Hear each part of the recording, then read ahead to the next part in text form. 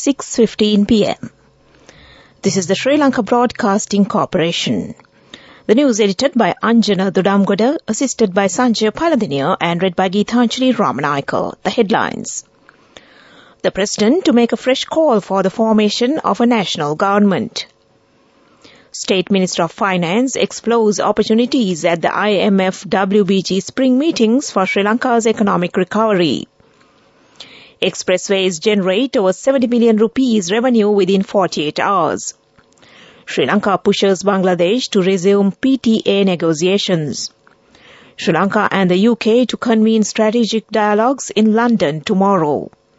In foreign news, 11 people die of sunstroke near Mumbai after open-air award function. Sports, cricket, Sri Lanka declares on 591 for 6 against Ireland. News in detail. President Ranil Wickremesinghe is to set once again call for the formation of a national government as he is keen to stabilize the economy. President Wickremesinghe will request the members of the parliament to work when the parliament convenes on the 25th of April. The International Monetary Fund's Executive Board approved extended arrangement under the Extended Funds Facility will be discussed in parliament next week. The President, from the time he was appointed to office, has been requesting for the formation of a national government to solve the crisis at hand. President Ranil Wickremesinghe is of the view that MPs should set aside the differences and work towards reviving the economy and then contest the elections when announced. Meanwhile, a group of opposition MPs is expected to extend their support to the President in the next few weeks. State Minister of Finance Shahan Semasinghe, who led a delegation to the 2023 spring meetings of the International Monetary Fund and the World Bank Group in Washington, D.C. last week, said it was a very significant week for Sri Lanka's efforts to emerge from the economic crisis. The 2023 spring meetings of the IMF and the WBG took place from the 10th to the 16th of April. The State Minister said on the sidelines of the meetings, he has engaged with global leaders to discuss Sri Lanka's priorities and explored opportunities for collaboration to further the progress the country had made towards its economic recovery. The Road Development Authority says that the revenue generated from the expressway tolls within the last 48 hours exceeded 70 million rupees. Accordingly, the total number of vehicles that had used the expressway within the 48-hour ending at midnight yesterday was 256,225 according to the RDA. In general, the number of vehicles using the expressways is around 90,000 per day, while the total income generated per day is nearly 25 million rupees. This news broadcast comes to you from the Sri Lanka Broadcasting Corporation. Sri Lanka has requested Bangladesh to resume negotiations to sign a proposed preferential trade agreement by April with an eye to boosting bilateral trade between the two friendly countries. As part of the move, the Lankan High Commissioner in Dhaka has proposed to hold a virtual meeting on April 24th to discuss the current status and the way forward. The mission has also requested Dhaka to inform its concurrents on the proposed date soon. The PTA negotiations between Bangladesh and Sri Lanka are expected to resume on April 27th or in the next week of May, stated the official. The Minister of Foreign Affairs said Foreign Secretary Aruna Wijewardena will participate in the inaugural UK-Sri Lanka Strategic Dialogue at the Foreign Secretary level on April 18, 2023 at the Foreign Commonwealth and Development Office in London. In a statement, the ministry mentioned that UK Minister of State in the FCDO, Anne-Marie Trevelyan, will open the dialogue, which will be conducted with the participation of Sir Philip Barton, Permanent Under-Secretary of the FCDO. The inaugural strategic dialogue is convened at the invitation of the FCDO at the important juncture of the 75th anniversary of diplomatic relations between Sri Lanka and the United Kingdom this year. And that ends local news for now. The main news story is brought to you by Siddhalepa Vedamahatmya. Minister Vijayadasa Rajapaksa says some elements are trying to distort the picture of the anti-terrorism bill. It is sad to say most of the people who expressed opinions on the bill have no clear idea about it. Minister further said this bill aims to protect the human rights and social integrity. The bill will be presented to the Parliament on the 25th of April 2023. Those who need to oppose can express their opinions at the debate. And that was the main news story. The main news story was brought to you by Siddhalepa Vedamahatmya. In Watchlight, the Department of Meteorology says that the temperature in several areas across the island is at a level that requires being vigilant today too. The department mentioned that the condition prevails in eastern, north central and northwestern provinces and also in several districts including Monragala and Hambantota. The meteorologist in charge, Milinda Milangada, urged the general public to limit strenuous outdoor activities, consume required amounts of water and also to properly follow the instructions provided by health authorities. Meanwhile, the Department of Meteorology has issued a heat index advisory for tomorrow, warning the public of increased temperatures. And that came to you in Watchlight. Now, moving on to a bulletin of world news, and in the headlines, 11 people die of sunstroke near Mumbai after open-air award function. Shooting at Alabama birthday party kills 4 people, wounds 28. And Russia's oil exports have bounced back to levels last seen before it invaded Ukraine, despite a barrage of Western sanctions. At least 11 people have died on Sunday after suffering from sunstroke at an event attended by India's Home Minister on outskirts of Mumbai, the Chief Minister of Maharashtra state said. Hundreds of thousands of people attended an award function on Sunday afternoon where Federal Home Minister Amit Shah presented an award to a well-known social activist on the outskirts of the country's financial capital of Mumbai in Maharashtra. The event was held outdoors in the afternoon in Kaga, where the maximum temperature recorded was 38 degrees Celsius, normal for this time of the year. Around 50 people were admitted to hospital after the event and 11 had died, Maharashtra's Chief Minister Eknath Shinde told reporters late on Sunday night.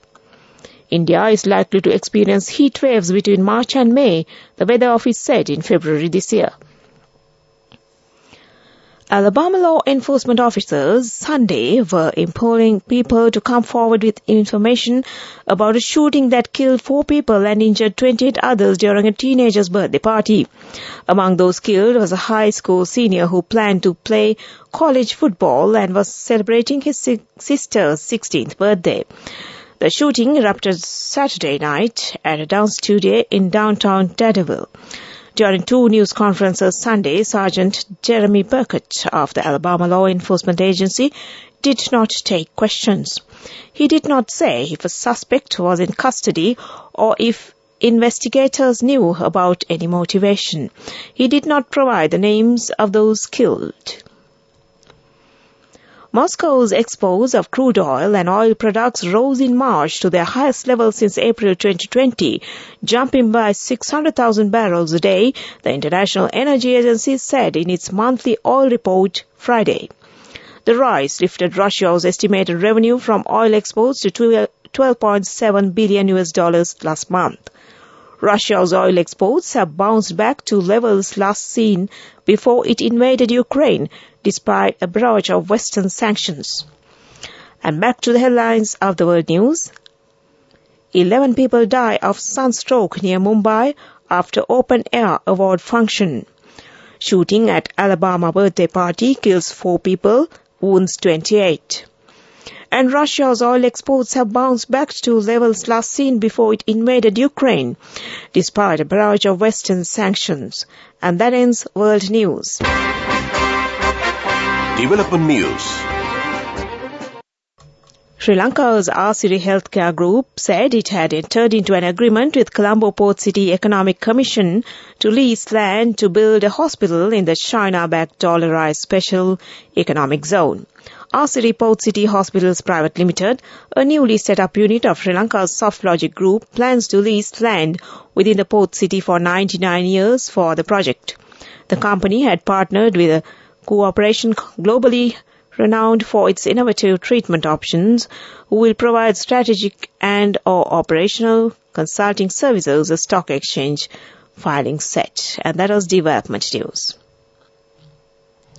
And on to sports, it's cricket. Sri Lanka batter Dinesh Chandimal registered yet another Test century in the ongoing first test against Ireland at the Galle International Stadium. Chandimal's knock was a mix of intent and caution as he reached his milestone in 152 deliveries. His exceptional hand allowed the host to post 591 for 6 as they declared soon after he reached his landmark. The 30 Sri Lanka were cruising at 348 for 3, but they lost 3 quick wickets in quick succession. Chandimal then stitched a partnership with the wicketkeeper batter Sadira Samarawikrama. The duo added 183 runs for the 7th wicket and Samarawikrama. Chandimal remained unbeaten at 102 as Sri Lanka's skipper Dimuth Karunaratne decided to declare. Karunaratne won the toss and decided to bat first. Sri Lanka openers added 64 runs before Nishan Madhushka departed. Kusal Mendis and Karunaratne stitched a mammoth 281 runs tying for the second wicket. Both batters smoked massive tons. Later, Chandimal and Samarawikrama compiled a 183-run partnership as the host declared at 591 for 6. Curtis Camphor was the pick of the Irish bowlers with 2 for 84. And that was sports news. Go ekak thiyana youth eකට life එකේ change එකට නියමෙට set වෙන්න ඇස් වහගෙන දැකපු ගීන හැබැ කරන්න youth එකට නියමෙට set වෙන friendship එක මෙන්න. The all new NSB Ithru account NSB IM, a plan for your dream. Business News sponsored by National Savings Bank, the safest place for your money.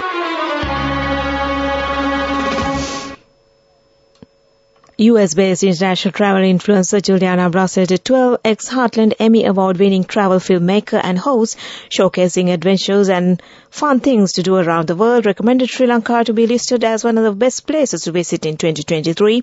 And as a result of her continuous effort, Sri Lanka has been listed in the Forbes list as one of the 23 best places to visit in 2023. This was a result of her visit to Sri Lanka in 2022 under the Visiting Blogger program of SLTPB 2022.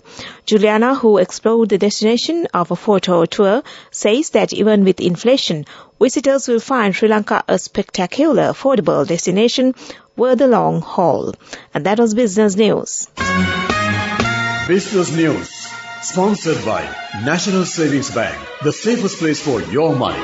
Go ekak thiyana youth එකට life එකේ change එකට නියමෙට set වෙන්න ඇස් වහගෙන දැකපු ගීන හැබැ කරන්න youth එකට නියමෙට set වෙන friendship එක මෙන්න.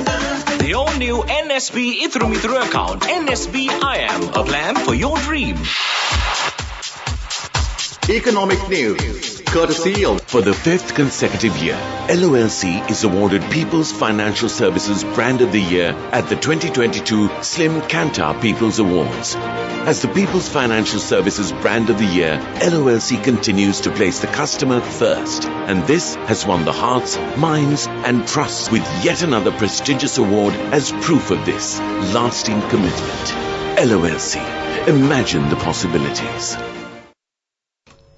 Sri Lanka will emerge with its highest ever foreign currency reserve buffer when it comes out of the 4-year economic stabilization package with the International Monetary Fund entered in March, according to First Capital Research, which took a closer dive into the investor presentation the Sri Lanka officials made to the country's creditor a fortnight ago.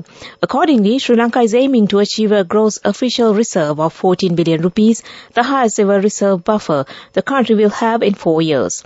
Sri Lanka has suspended repaying billions of dollars of foreign currency loans and is negotiating with both its bilateral and commercial creditors for debt relief for up to 10 years. By the end of March, Sri Lanka's external reserve stood at $2,691 million, including the $1.4 billion equivalent swap facility from China, which has conditions on its usability. And that was economic news. LOLC Finance is taking the power of innovation to the next level, winning 5 golds at the Technovation Awards 2022, leading the digital revolution with cutting-edge interbanking digital payments. LOLC Finance claims the overall gold award, whilst also claiming an extraordinary victory in digital banking. Weather report. Meteorology Department says showers or thundershowers may occur at a few places in the Sabragama, western, central, southern, northwestern, Uva and north central provinces during the evening or night. Mainly fair weather will prevail elsewhere over the island. And that was the weather report, and prior to concluding this news broadcast, the headlines once again. The President to make a fresh call for the opportunities at the IMF WBG spring meetings for Sri Lanka's economic recovery. Expressways generate over 70 million rupees revenue within 48 hours. Sri Lanka pushes Bangladesh to resume PTA negotiations. Sri Lanka and UK to convene strategic dialogues in London tomorrow. Foreign news: 11 people die of sunstroke near Mumbai after open air award function. Sports: cricket, Sri Lanka declares on 591 for 6 against Ireland. And with that, we end this news broadcast from the Sri Lanka Broadcasting Corporation.